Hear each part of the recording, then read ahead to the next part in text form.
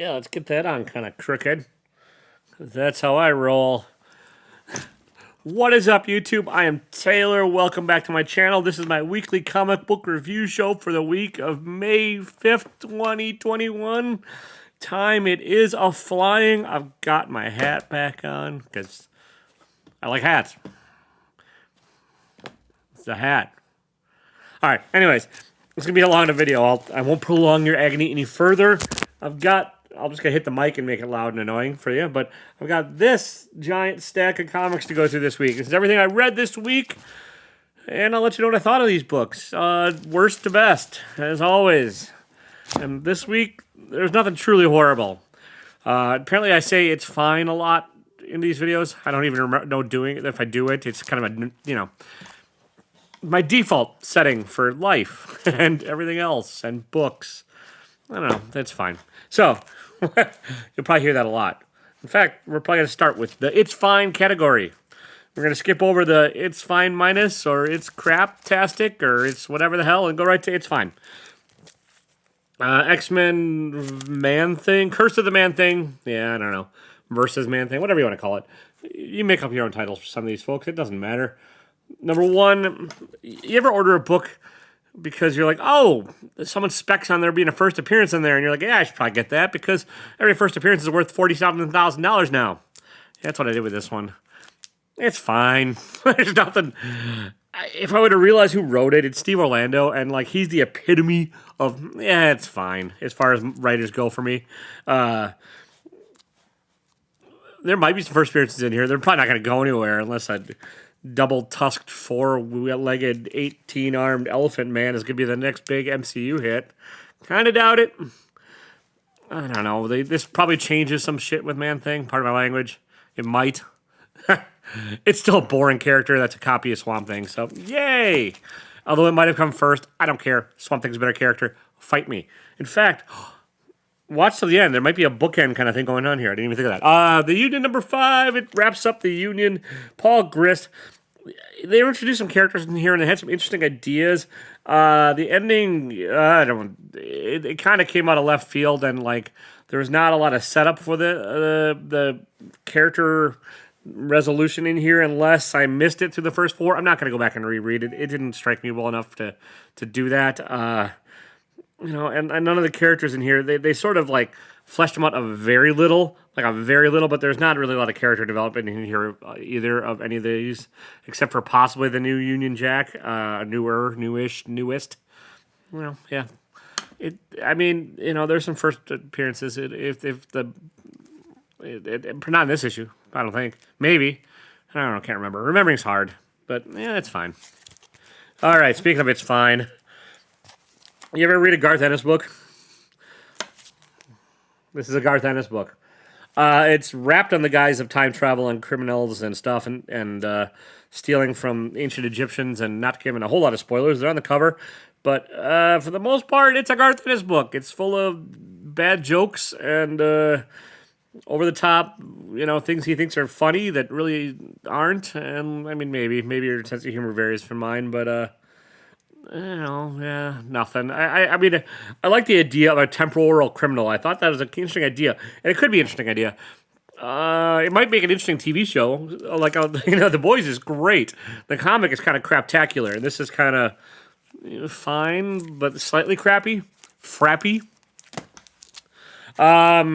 Yeah. Hellions number 11. This is probably still my favorite X title going on right now. It's Zeb Wells writing it, and I like his Mr. Sinister quite a bit. He's sinister and kind of a douche all in one thing, and it's a good combo.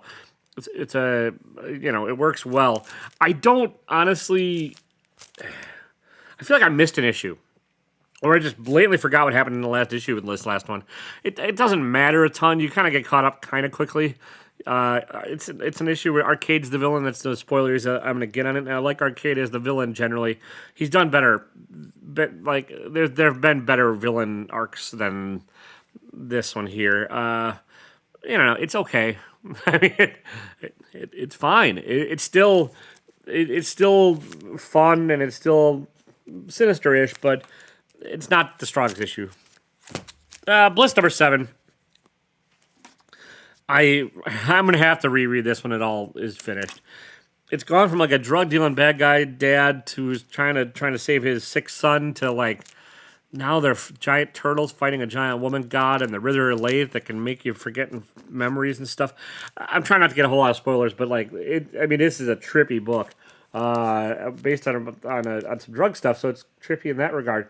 Still well illustrated. Still looking forward to seeing where it goes. It's Sean Lewis writing and Caitlin Yarsky. I like Caitlin Yarsky's art quite a bit, and I really like Sean Lewis's writing. But this one I'm still a little lost in it. I think next issue is the last issue. It'll be interesting to see how they wrap this up. If it actually comes to a satisfying resolution, or if it's just like throw wacky crap at the wall and see what sticks. It's got a little bit of throw wacky crap at the wall and see what sticks, and I'm hoping it comes back and like they do the full circle of life. Is that the Hakuna Matata? That's probably not right. I never actually watched The Lion King. But I hope that actually comes back and they resolve some stuff, because right now there's a lot of dangling participles. That's not right, but I'm not going to fix it. V.E. Schwab's Extraordinary. I think this is a setup for a new V.E. Schwab story. V.E. Schwab does like Red London series of sci-fi novels, and I read her stuff there, and I liked it. This is my first comic book I've read. She actually, I think, is doing a comic book universe based on her London series too, maybe it's one of the other ones. I don't know. She's got a couple series that go on. This is okay. It introduces a character and introduces a concept of like, if you die, or if you almost die, you might come back with superpowers. Maybe you might not, but you might. And this is, if you do, you're extraordinary, and that's about it. It's a lot of setup in this, but not a lot going on with it. It's issue number 0. It was $1. I didn't have high expectations. It was kind of like a throw-in dollar book for me, and I was like, well, we'll see what happens. And if it turns into something, I spent $1. If it's worth about $1. It's worth more than that. It's better than some of the others on this list, but there's not a lot to it. It's not a lot happens. This one, Eve. All right, let me know if you've heard this before. Person wakes up at the end of the world. It's like Rumpelstiltskin, literally. They've been telling this story forever. This is the newest iteration of it. Not to spoil a whole lot. I mean, if you can't figure that one out by any of the covers and titles of the preview, then you don't know like you've never read a post-apocalyptic novel before. It's post-apocalyptic too. There's like two themes that are going on in indie books right now: post-apocalyptic and kaiju, and they're both in this week's book. This is post-apocalyptic. It's fine. See, look, I've said it like 25 times in a row now. We're still in the fine section, folk. We're gonna go to like very fine plus. What's the next thing? I don't know. I can't remember. I don't even remember the grading scale CGC, because like I don't know if good is better than fine, fine's better than good, pretty decent. If I were to come up with my own grading scale, it wouldn't be like what near minus. It's just too complex and shit. I'd just be like, yeah, your book's flawless, you son of a bitch. That'd be my top score. Back to this book. Nothing. It's pretty predictable. It's decent. Victor Laval's writing it. The art's decent, also decent by Joe Myung. I'm probably not saying that right. There's a robot teddy bear. I think I should sign up for this whole series. I'm kind of regretting it now. I might cancel it. It's not enough there to really pull me in and make me care what happens next. There's just not I maybe should, but I just don't. So now, Terror number 3. This has gone from my favorite book of the week to like top middle of the pack, or like fine plus. It's good. It's like it's kind of now it's a road adventure romp and getaway, like it's a Cannonball Run, not really Cannonball Run, but something like that. It's the lights are out in the world. They're trying to figure out how to turn them back on or figure out a way to resolve things. There's the mysterious character that knows how to do it, and then trouble happens and someone's chasing them. It's a fresh take on old stories, but it's not a new story. And while the world itself is cool, there's just not a lot new in this issue as far as like storytelling devices or plot or any unexpected twists, really. I mean, it's pretty predictable. It's solid. I actually don't mind Tony Daniel's art. I know a lot of people don't care for it, but I like it. I think he's doing some pretty solid work in here. And again, fine. All right. By the way, I sell T-shirts that say it's fine. TaylorWinter.com. Because I really guess I do say it a lot. Heroes Reborn number 1. This is like what if certain things didn't happen. Like, what if Iron Man didn't get the shrapnel in his heart? And what if, like, certain things and, like, or it's an alternate world. So Squadron Supreme's now the superhero group. Blade is, the vampire hunter is in it. There's a couple other characters that are a little bit different. It's again, it's kind of a what if, but it's like they're extending this out and, like, and really building it into things. It might be some first characters in here. I don't know. I don't think so, but there might be. It's going on for like a full summer event. It's probably not going to be great. It's not a fantastic start to this. It's better than I honestly thought. I picked it up just because I was like, well, we'll see. It's Jason Aaron, and he can really be hit or miss. I loved his Thor. His Avengers bores the crap out of me. His Valkyries are eh. And this is like or plus. There you go. That's my, once I get past fine, I go to plus. I don't know how to write that, so if you can tell me how to write that in the comments, I'd be appreciative. Speaking of plus, Batman 108, first real appearance of Miracle Molly with the pack-up story featuring the Ghostmaker. Have you ever heard of those characters? Only if you're specking. This is James Tynion. He adds new characters every goddamn issue. And I think he's doing it just at this point just to troll the fans. The plot really doesn't. Batman hasn't really gone much. There's things that have happened, but there's nothing really happens in this issue. Nothing of huge import. And the Ghost Raider, Ghost Baker, Ghost Face Killer, Ghost whatever. Backup story again. It's basically like the Ghost Baker is like trying to break in somewhere. Yay! And the Miracle Molly character design is cool. I feel sorry for anyone other than Jorge Jimenez that would try and draw it because he adds a lot of detail and stuff. And like, I can't imagine other artists really want to cope with all that and stuff. It does kind of look like a TikTok teenager, right? A tickety-tockety. I don't know. Tynion is just exhausting me on this book, and this is no different. It's just there's nothing. He just keeps throwing new crap at the wall, and nothing is sticking, and there's no real like plot to mention that, and there's nothing. I don't know. I'm spending more time on this than I should. Whatever. It's Batman. Star Wars High Adventures. This is starting to drag a bit as well. It's still better than or Star Wars: The High Republic Adventures. Sorry, this is issue number 4. It's still, I like the illustrations better, and I think it's better written than the High Republic, their main flagship High Republic title. This is like the YA version of it. I think it's still better, but it's starting to drag. Something needs to happen.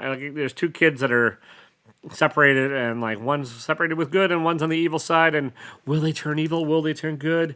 Will they? Won't they? Will they? Won't they? It's the whole Star Wars-y thing. Like, one kid's evil, one kid's good. I don't know. Anakin kills some babies. That doesn't actually happen in here. It's well drawn. It's just that, come on, get somewhere with the plot. Do something. Stop dragging your feet and stop spreading this crap out and go somewhere. All right. I promised myself I wasn't going to get cranky. I'm wearing a hat. I can't get cranky wearing a hat. All right. Maybe I can. America Chavez, made in the USA. This is better than number 3. This is better than I thought it would be. This is the what if everything we know is a lie issue. And so, what if everything that was a lie? I don't want to spoil it, but what if everything you knew about America Chavez was a lie? It still might be, it might not be. I don't know. Read the issue. All right, Kaiju. Remember I said there is post-apocalyptic, then there's Kaiju? Now there's Kaiju. Jenny Zero. Hard partying, drinking, Kaiju fighting daughter of a general who's got to fight some Kaiju. I don't know why this one's been hyped up so much. Oh, yeah, there's a couple of boobies. There's some boobies in here. Woohoo, yay. And it's Dark Horse, and I don't think they put a booby label. I don't see any booby label, but, and I don't know, maybe that's controversial if you've never seen boobs before. It's okay. It's better than fine, I guess, but it's not fantastic. Like, I don't know if I'll continue with this one either. It's borderline. I might give it one more issue. This is, like, first issues have to kind of really grab me. And this one didn't quite. It's getting there, but it didn't quite. So we'll see. The stuff that happened at the end of the first issue might make it intriguing enough for me to pick up the second. So I probably will. I'm a sucker for 2 issues. I'll try to give books 2 issues unless they're horrible. Good Asian number 1. This is crime noir set in San Fran, and I think the 20s or 30s. There's an Asian cop, a Honolulu cop in San Fran that's trying to solve a crime for like his surrogate family that raised him. There's a lot of racial slurs in here, and a lot of like, hey, we're telling it like it was takes place in the 30s. That might bug some folks. Just saying, it's decent. It's crime noir, but it's not the best crime noir I've ever read. Sadly, it's okay. I'll probably get this one. This is my cutoff point where I probably will definitely see where the second issue goes. So this one I'll definitely give another shot. It's just not. Yeah, the art's solid. The storytelling, they're touching on some stuff. I kind of like the setting, and I like the idea of Asian crime noir. It's just didn't quite land everything for me. But I'll give it another issue to see. Fear Case number 4. This wraps up Fear Case. It's a weird wrap up. It was a weird story. The Fear Case story is like, you either have to, like, there's this case, and these detectives are FBI agents or Secret Service, are on the case of the case, and if someone gives you the case, you have like a week or something to give it to your most hated people, or it ends up going to the person you love, and then disaster ensues. I don't know, but like this is kind of, it takes a little bit of a left turn here. And it does wrap it up. I mean, it does end the story arc, and there are some satisfying bits in here. I know the art bugged a lot of people. It didn't bug me. It's very sketchy, like literally very sketchy. I enjoyed it from that perspective, and I thought it was a fine ending. It's just not a satisfying ending. If that makes sense, let me know. If you're reading it, let me know in the comments. Strange Academy number 10. All right, we're getting into the near mint minus. Or I like these books, and they're solid. Part of the week. It's Strange Academy. It's solid. This one is dealing a little bit more about intrapersonal relationships with the main character Emily Light and some boys that are chasing her, and they're on field trip to Asgard. So what could go wrong? You find out some little more backstory on a couple of the characters and their backgrounds. It's got some Doyle or Dormammu. Everyone is specking on this and to turn into something comic book, TV series, or movie-wise. I can definitely see why. But regardless, it is still a solidly fun read. So, like, even if they don't turn into anything, I recommend picking this one up. Okay, Bounty Hunters number 1. Hang on. War of the Bounty Hunters number 1. This is not spoiling because it's kind of in all the solicits for it. But this is like what happens involving Boba Fett right after he takes possession of Han Solo and Carbonite, and it's the journey of Han Solo is Carbonite form from Vader or from Cloud City to get him to Jabba the Hutt. This is that story. It's it's Boba Fett kicking a lot of ass. It's a lot, almost everything you want in the story. McNiven's art is great. Charles Soule just tells an action-filled romp. If I have a complaint, it's kind of that, like, Boba Fett's a little too talky, and I just never pictured him as a very talkative character, because in the movies he didn't really say anything. And I've not read a lot of Boba Fett comics, maybe I'm just like, trying to superimpose the Mandalorian on top of him because it's the same helmet and stuff, but like, I just don't picture him as being overly verbose. He's not overly verbose, but he's just a little talky, a little bit too talky. Yeah, I mean, there's some cool stuff, and I like this. Again, we are in the it's solid part of the reviews this week. So, Suicide Squad number 3. This is my pleasant surprise series. I did not think I'd give a rat's ass about this one, and it's taken a couple issues, but like, it's fun. I like the Peacemaker, or as one of the characters called him, the Peace Baker. He's like, there's a preview for the movie coming out. It's like, what if Captain America were a douchebag? Or, then that's Peacemaker. And like, there's Superboy, there's a first costume appearance of Bolt, who appears in Teen Titans Academy. This is so much better than Teen Titans Academy, though. It really is. You get characters. I think there's something inherently fun about characters that are not all good.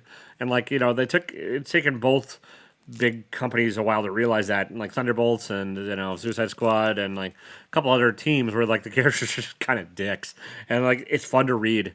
This is a fun read with characters that are dicks. All right, we're getting there. We're almost there, folks. We're almost there. Firepower number 11. I think this is the penultimate issue to the second story arc. I just wanted to use the word penultimate because it's a cool word. Penultimate, penultimate, penultimate. This is one long fight scene. Entire issue. One long, massive fight scene. Really cool. For the most part, very clearly illustrated. Chris Samney can choreograph the heck out of a fight scene and makes his illustrations clear and easy to understand. Robert Kirkman's gotten out of his way in a lot of this, and it's not overly talkative. It's there's a little bit happens to advance the main story, but for the most part, it's a big old fight. And if you're not reading Firepower, I really recommend it. It's sort of like if Iron Fist were actually well written. All right, win number 6. This is book 6 of 5, according to the solicits. It was supposed to be a graphic novel at first. It wasn't, and now they're continuing the story of Wind. If you've not read this, it's another one to pick up. It's YA 1 to 5. You can probably find collected pretty easily, or you can find the individual issues. I don't think they're a ton of money. Maybe they are. I haven't really looked, but yeah, this is solid. It's a fun adventure. It's a fun world they've made where anyone that's got like magical powers is chastised and outlawed, and Wind obviously now has wings, and spoilers from the cover, and he can fly, and and folks are after him. It's sort of okay. There's 2 books that are out here, and this is there's Kanto, and then there's Wind. This is much better written than Kanto. Not necessarily the same idea, but it's not too far off. Like stories of persecution and trying to change the world, and a character arc where you're trying to the main character is the protagonist and trying to save things. Kanto's a hot mess, and I'm done with it. This is not a hot mess. This lies closer to the Bone end of the spectrum, Jeff Smith's Bone end of the spectrum. It's not to that level. Jeff Smith's Bone is a masterpiece. This is not a masterpiece, but it is very decent. I mean, it's solid, and yeah, I'd recommend picking it up. All right, my favorite book of the week. Remember how I said I was going to bookend things because this is my least favorite, right? Because you can't rewind, and it was minutes ago, so I know people's memory is hard these days. Look, Man-Thing. Favorite book, Swamp Thing, number 3. Ram V is writing a heck of a Swamp Thing. You should pick this up, please, so he can write more of it. It's issue number 3 of 10. The first 2 should be easy to find. There's Poison Ivy is in it, I think, or Ivy, and I think she died, so this might be a key. I don't care. I do not care if it's a key or not. It is well written. It is gorgeously illustrated.